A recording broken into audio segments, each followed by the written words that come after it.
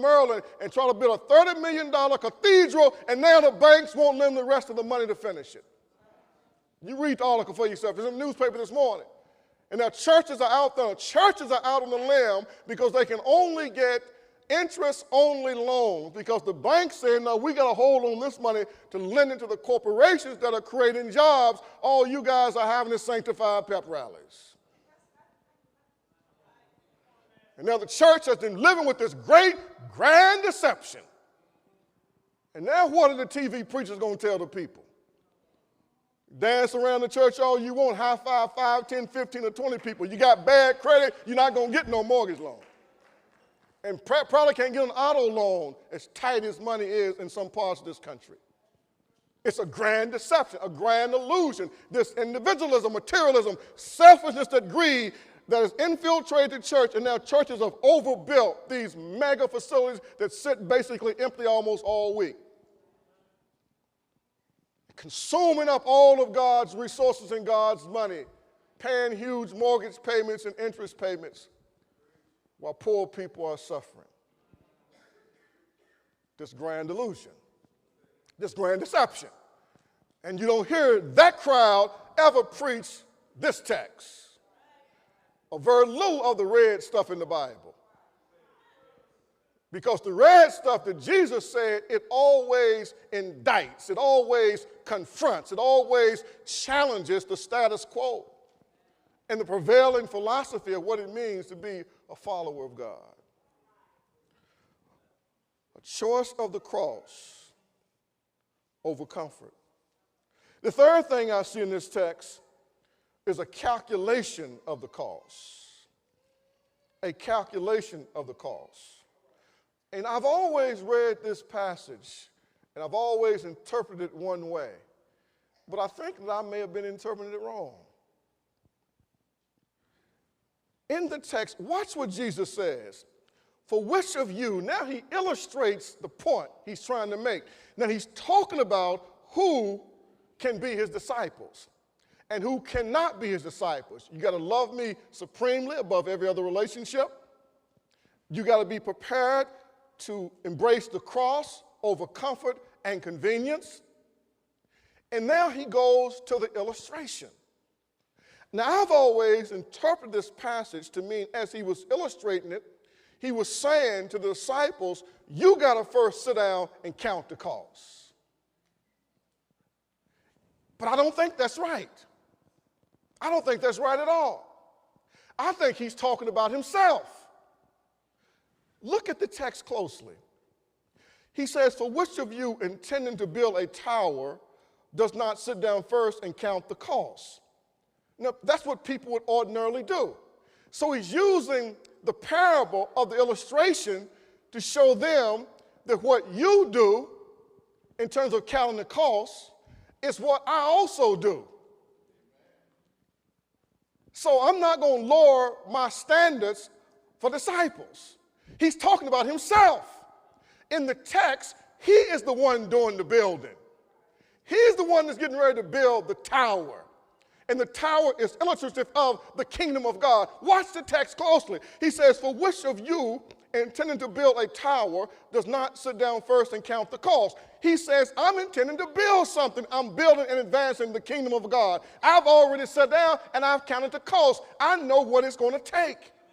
I know what it's going to take for me personally. I got to walk this lonely road all by myself. I'm going to be crucified. My blood is going to be shed and spilled out on the mountain called Calvary so I can give birth to the church and expand God's kingdom. I've already counted the cost. So if you have not forsaken all to love me supremely, if you are not willing to bear your own cross on a daily basis, you can't be my disciple, because I can't build my kingdom, I can't build my tower with vacillating people. That's what he's talking about. I can't build this thing. And then he goes on to say, otherwise, you don't finish it.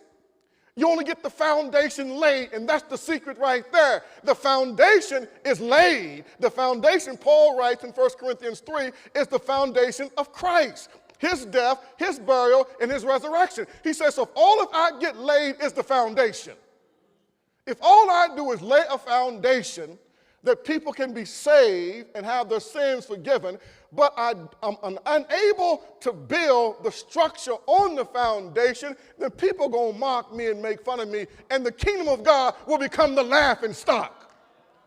That's why he said, you can't be my disciple. I'm not going to get out here and start building, and then the building stops, and people laugh at me, laugh at my Father, and laugh at my kingdom.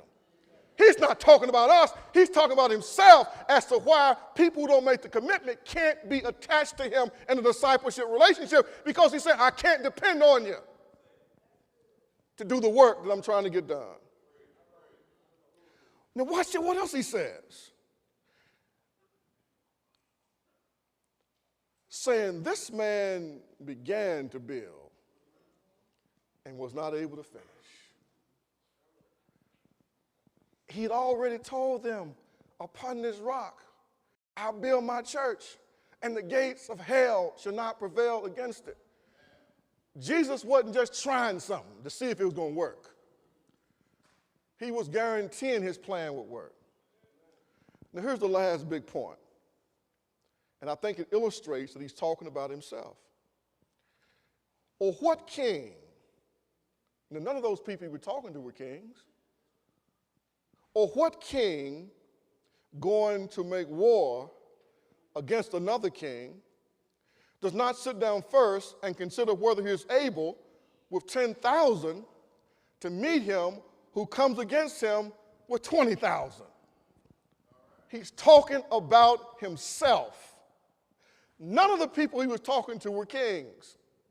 But he says, look, if a king only got 10,000 men and the opposition got 20,000, he better have some lean, mean fighting machine. He has a 2-to-1 odds against him. I'm a king, Jesus says. In comparison, my army is going to be small, appear to be insignificant, but we are waging war to win because I'm enlisting the right type of soldiers to be a part of my kingdom. Would y'all listen to me? See, y'all don't love history. You can't understand the world if you don't love history. The history of the world is told in conflict. It's told in wars. You can't understand history apart from studying war, because every nation, almost every nation basically is formed, it develops, it evolves out of war. Either internal conflict, external conflict, or conquest. Are you following me? Watch the wars and you understand the kingdom of God. Watch the wars and you understand the kingdom of God. He saw a king, 2-to-1 odds. But he can win if he has the right soldiers with the right commitment, if he has the right strategy. Otherwise, he ought to sue for peace and compromise and not go to war. And Jesus said, all-out war has been declared by the devil himself against the throne of heaven. When Satan rose up in insurrection to the divine providence, authority of God, and dared to say, I will exalt myself above the Most High. I will be like God. And when 1/3 of all the holy angels followed Satan in his diabolical insurrection, war was declared. All-out war was declared, and the prize, the crowning jewel in this conflict and in this conquest is the souls of men. Because of everything that God created under the angels, men and women, boys and girls are his prized possession. That's why Satan went right after Eve in the Garden of Eden. So Jesus said, this is about war. This is about spiritual conflict. We're not wrestling with flesh and blood, but principalities and powers, spiritual darkness in high places, the rulers of the darkness of this world. So Jesus says, I just can't take anybody in. I just can't take anybody in if I'm going to win, not to be a disciple. The United States military has raised its standards. When I was a boy growing up in Mount Hope, West Virginia, if a boy dropped out of school, if he got in trouble, they would take him to the magistrate, the justice of the peace, or the judge, and the judge would say, boy, you got 2 choices. You can go into my house, the county jail, or you can go in Uncle Sam's house. And Uncle Sam would take just about any young boy, my mama would say, if he's not blind, crippled, or crazy, he would take you. He would take you in as a GI. He would put you through boot